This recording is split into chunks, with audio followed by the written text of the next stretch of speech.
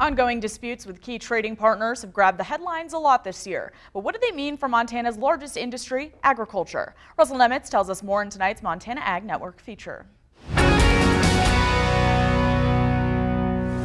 The numbers speak for themselves, the amount that we export out of this state. We don't have enough people and we don't have enough demand to use all of our products domestically, and so we have to maintain our export markets. For farmers like the Montana Grain Growers President Michelle Erickson Jones of Broadview, trade agreements like NAFTA are very important. 80% of the wheat that's raised on this farm leaves this country, and that's an important thing to keep in mind, that when you go past fields in Montana or the stockyards in Montana, that a lot of the stuff is bound for export. As the NAFTA renegotiation effort nears completion, she explains U.S. wheat growers are hoping to see some changes made to some of the technical barriers regarding trade with Canada. U.S. producers can't take wheat into Canada and get anything higher than a feed grade, regardless of the quality of the wheat.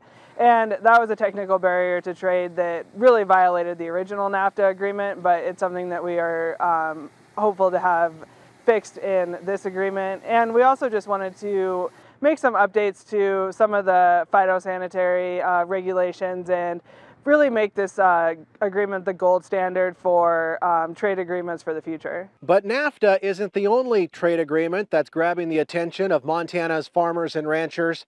The growing tensions with China and what it could mean for Montana beef exports is too. We raise the finest beef in the entire world, and our beef is sought after around the world. The part that is so great, we have some trading partners that take a lot of the cuts that we do not consume here in the United States. And so that's an invaluable service. It's up to $300 per carcass. And so that's a big high number.